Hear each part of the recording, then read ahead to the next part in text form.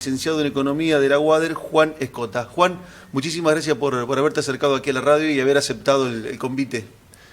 Buenas tardes. No, muchas gracias a ustedes por la invitación. Un placer estar acá. Y bueno, espero nada, en esta charla tirar un poco de luz. Una tareita difícil porque yo leo permanentemente y muchas veces creo que entendí algo y después leo otra información complementaria y la verdad que digo, no, esto me desarmó todo lo que había entendido antes. Contanos, Juan, ¿qué está viviendo hoy este proceso económico que está viviendo la Argentina con esta salida a buscar créditos para sostener la situación económica? ¿Cómo se puede entender esto? Y agregar qué es un salvataje, porque mucha gente dice, ¿qué es un salvataje? Bueno, la verdad que acá tenemos de todo para charlar.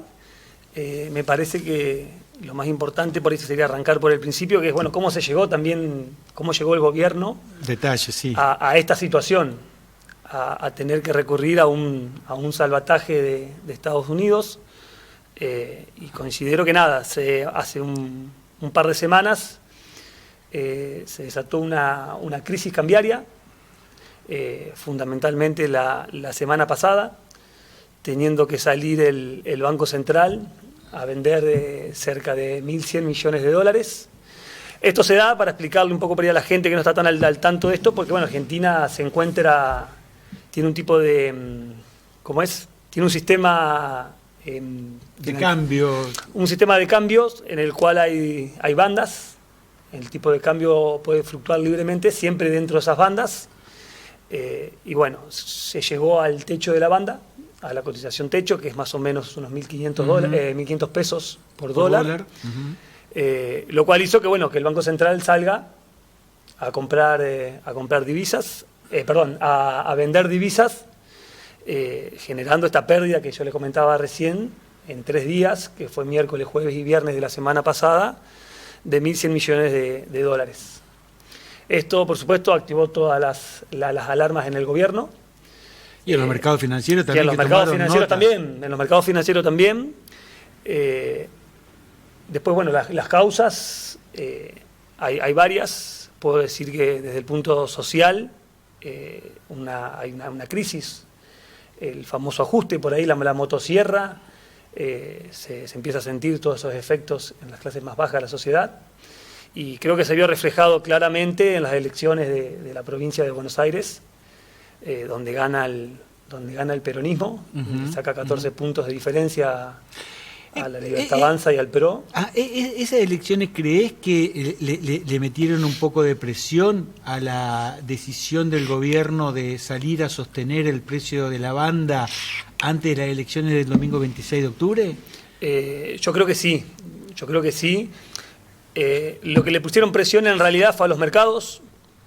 El mercado se asusta con el fantasma del regreso del peronismo, con el regreso del kirchnerismo, y eso fue lo que hizo salir a refugiarse, que los acreedores por ahí quieran soltar y dejar los bonos y demás, y ir a refugiarse en el dólar, donde bueno, también tenemos un ministro de Economía, Caputo, Toto Caputo, que bueno, que él dijo que iba a sostener ese precio, ese techo de la banda, iba a vender hasta el último dólar del Banco Central. Sí. Y yo creo que le jugó un poco en contra, porque ahí el mercado dijo, bueno, vamos a probar. Si vos decís que vas a vender todos los dólares que tenés a este precio, y la verdad que nosotros consideramos que el precio del dólar en realidad tendría que ser mucho más elevado, nos conviene comprarlo ahora. Y bueno, pusieron a prueba al Banco Central, al gobierno, y bueno, pasó lo que les comentaba, eso de que en los 3 días de la semana pasada se vendieron 1.100 millones de dólares.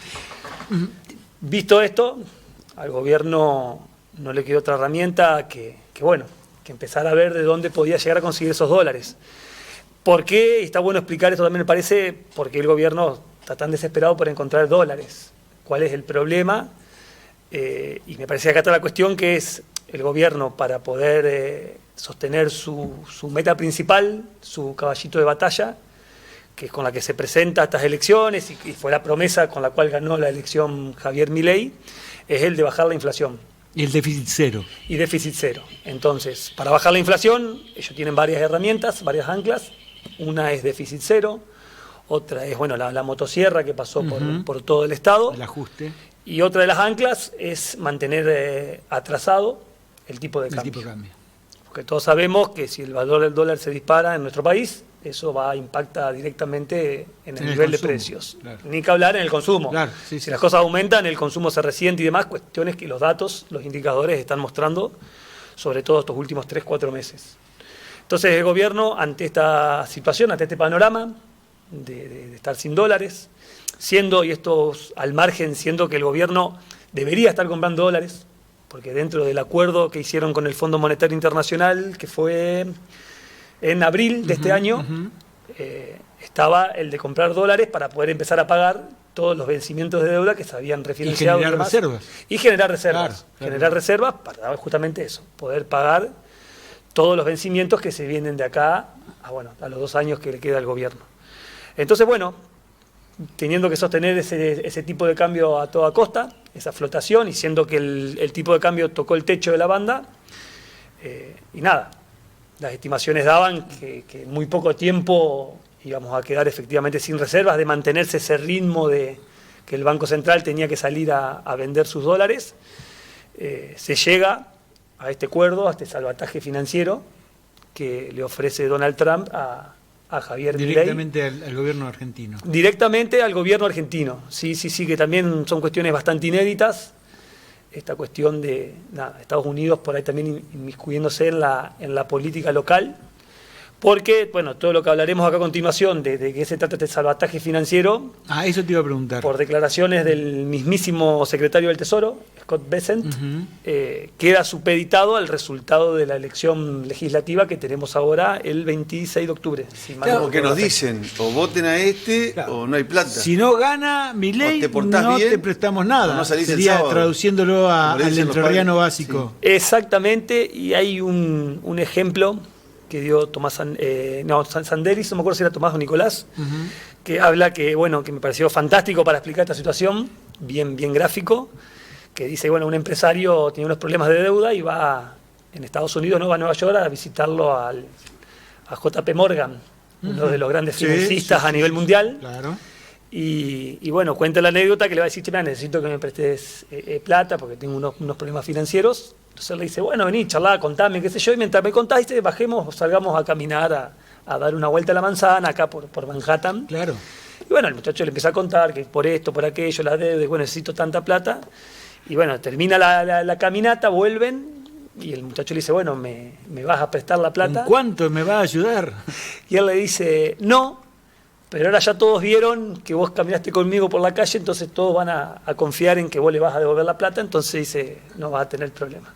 Mira vos, una maniobra. Una maniobra, me parece que es lo que está pasando acá. Estados Unidos en realidad aún no nos dio nada, pero fíjate cómo el mercado se calmó, bajó el dólar, bajó el riesgo país, que también llegó a los 1.500 puntos, y creo que estaban 900 y algo ahora, solamente con la promesa de que van a llegar esos fondos. Juan, fuera de ahí hablábamos de que ya ha habido en otros países antecedentes de este tipo de rescate, de asistencia financiera. Si nos podés recordar cuáles eran y si tenés el dato de cómo terminaron, porque tal vez ahí los argentinos podamos tener alguna referencia de cómo terminan este tipo Yo personalmente considero que son aventuras emprendidas sobre el esfuerzo y la espalda de los argentinos que trabajan, ¿viste? Que no son los argentinos de buena fe, como dicen, los argentinos de bien. Los argentinos de bien no trabajan, los que trabajan son los que sostienen la deuda que toman estos. Bien. Este fondo se creó en Estados Unidos más o menos a mediados de la década del 30. Se usó en Latinoamérica para Brasil, Uruguay, México. Uruguay, por ejemplo, en la crisis del 2002, para no terminar arrastrado por la crisis que ya presentaba Argentina. Se le dio un crédito, obviamente fue muy pequeño, fueron 1.500 millones, algo por el estilo. Pero para Uruguay debe ser. Pero para Uruguay, claro. Sí. Es un crédito que en realidad es el Fondo de Estabilización Cambiaria, que lo maneja el presidente de Estados Unidos junto con el Tesoro. Digamos que el Tesoro de Estados Unidos vendría a ser lo que es acá el Ministerio de Economía. Y bueno, y después en México el último fue también en el año 95. El efecto tequila fue eso. Exactamente, para el efecto tequila. Lo que hay que aclarar, que también me parece importante, es que acá no se habla solamente de este crédito, de este fondo de estabilización cambiaria, que en realidad hasta el día de hoy, por lo menos hasta que me vine para acá, no se sabía qué importe se estaba manejando. Minuto a minuto. Es minuto a minuto, realmente es así. Lo que se sabe es que tiene disposición para prestar hasta 20.000 millones de dólares. No se sabe si a Argentina le van a prestar los 20.000 o menos. Hay algunos que hablaban de 10, de 15, de 20. Se llegó a hablar hasta de 30.000. Sí, que después se descartó. Después se descartó, inmediatamente se descartó. Pero también hay otras herramientas que están trabajando, que por ejemplo un swap entre el gobierno... Esa es otra herramienta. Esa es otra herramienta. O sea, este rescate, este salvataje financiero consiste de varias herramientas. El posible crédito que nos van a dar con el Fondo de Estabilización, el swap, que se habla también de unos 20.000 millones de dólares.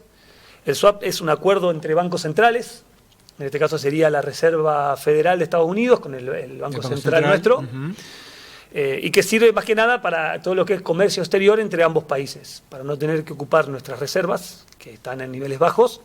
Se usa ese dinero que queda como una cuenta, una caja aparte, para todo lo que es las transacciones entre Estados Unidos y Argentina. Argentina ya tiene un swap, por ejemplo, con el gobierno chino, y bueno, ese swap tiene plazos, genera intereses, por supuesto, que Argentina tiene que pagar, y bueno, y es como le decía, es para el comercio exterior o puede ser para pagar deuda. Eso depende de la letra chica que se firme en el acuerdo en su momento. O sea que una de las dudas que siempre me surge cada vez que escucho hablar de este tipo de maniobra o de situaciones, por ejemplo, respecto del swap, ¿genera o no genera deuda? ¿Qué estatus jurídico económico tiene esa herramienta? Porque una de las cosas que desde el oficialismo se dice que no hay nueva toma de deuda, pero por otro lado se escucha que cada vez más el país va sumando deuda. ¿Cómo se puede entender eso? ¿Qué significa aceptar un swap y tener esa herramienta a disposición? Para mí, y en coincidencia con varios economistas, los cuales sigo y leo bastante, el swap genera deuda. Ya el momento de que vos tenés que pagar intereses por ese dinero, digamos, por esa plata que Estados Unidos te está prestando, para mí ya es generador de deuda, digamos.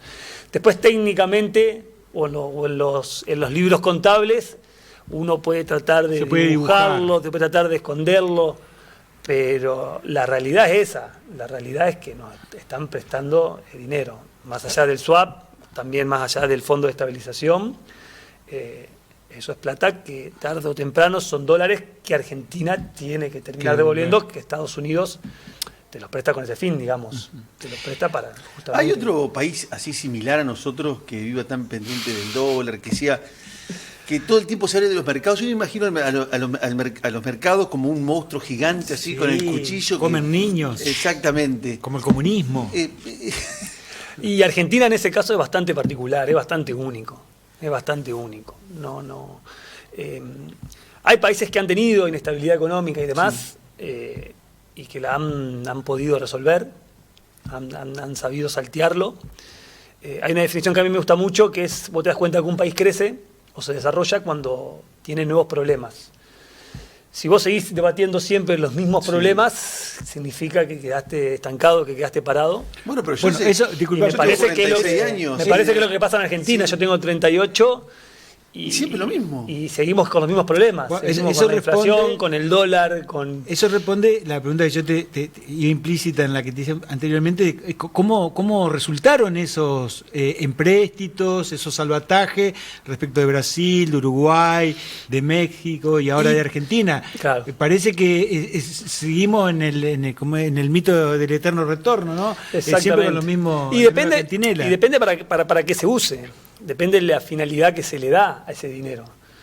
Si esos dólares vienen realmente para mantener el tipo de cambio planchado y así la inflación no se dispare y el gobierno puede ganar las elecciones en octubre. Para el famoso carry trade, la bicicleta financiera. Exactamente. Y la verdad que sí, va a ser lo mismo de siempre. Ahora, si esos dólares realmente se utilizan para que fortalezcan las reservas, para poder pagar los saldos de deuda que tenemos, los vencimientos que se van a venir dando, y te digo, bueno, puede que ayuden a surfear esta situación y acomodarla de a poco. Pero bueno, todo depende, digamos, no está claro. Como economista te hago una pregunta, porque hace poco tiempo escuché al ex viceministro de Economía de la Nación, Joaquín Cotani, hombre ligado a Caballo, decir: yo nunca entendí el plan económico de Milei. Él se fue del gobierno. Y en una entrevista le preguntaron: ¿y cuál es el plan económico? Nunca lo entendí. Y las veces que pregunté, nadie me lo supo explicar y no hay un papel escrito. ¿Esto puede ser así? Y tiene algo de cierto. Por lo general, el plan económico o el plan de gobierno se ve en el presupuesto. Sí. Tengamos en cuenta que los 2 años anteriores el presupuesto no se aprobó. La ley marco, la ley base de cada gobierno, cada año, es el presupuesto. Sí. Si vos tenés en cuenta eso, que no se pudo aprobar el presupuesto los últimos 2 años, y te falta ahí una guía para saber qué quiere hacer el gobierno. Este año lo presentó, esa especie de hoja de ruta, a mi entender, con números bastante difíciles de cumplir. Pero bueno, lo presentó por lo menos, que ya a cómo veníamos es un avance grande. 2 años sin presupuesto. Pero el plan del gobierno, por ahí sí, es difícil de interpretar o de ver, porque realmente no se presentó como tal. Sí. No se ha salido más allá de cuestiones estas, bueno, las anclas y lo que estuvimos explicando, de mantener el dólar planchado, de todo esto que vinimos charlando, en sí no se salió a explicar o a comentarle a la sociedad: miren, nuestro horizonte en el corto, mediano y largo plazo es este. La deuda o lo que se tome o el recorte, la finalidad específica es esta y esta. Sí. Se ve por ahí un trabajo un poco más improvisado de, bueno, vamos resolviendo sobre la marcha, que por un lado es entendible en este país, la verdad, sin que duda, todo el tiempo tenés que estar de bombero. La política es dinámica. Es súper dinámica la política, la economía, pero bueno, por otro lado, considero que sí, que habría que definir mucho mejor el horizonte. Creo que esta es una oportunidad para que el gobierno se rearme, se reagrupe, haga también una especie de mea culpa al gobierno, también, ¿por qué no la oposición? Y haya un relanzamiento del gobierno después de las elecciones, donde esté una hoja de ruta un poco más clara de qué se quiere hacer, a dónde se quiere llegar, que creo que sería muy, muy positivo. Yo tengo la última.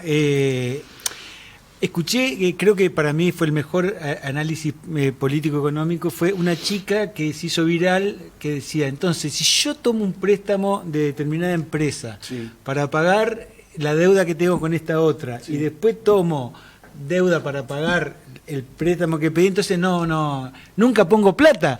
O sea, eso no estaría siendo así, me parece. No es un poco lo que nos está pasando, que nos dicen: le pedimos plata pero no le debemos. Y es un poco la historia argentina. Sí. Creo que es un resumen de la historia argentina. El pedir un crédito para pagar los anteriores es un poco lo que nos viene pasando. A modo de ejemplo, y ya si quieren para ir cerrando, a ver. El primer empréstito que pide Argentina es a la Baring Brothers, y recién se terminó de devolver 100 años después. Imagínense si Argentina tendrá ya ese problema de deuda y de asumir sus obligaciones y compromisos, que también tuvimos, no me acuerdo si era 14 default, o sea, 14 veces Argentina dejó de pagar su deuda y tuvo que refinanciarla. Creo que es un problema crónico y uno de los grandes problemas que justamente llegamos a esto, digamos, a esta gran deuda externa que tiene el país. Estamos en diálogo con Juan Escota, licenciado en Economía, que vino a Simplemente Inocente para tratar de echar un poco de luz sobre esto que está determinando el diálogo político-económico del país. Juan, muchísimas gracias por haber acudido a la invitación de Simplemente Inocente. No, por favor, muchísimas gracias y bueno, a disposición para lo que necesiten.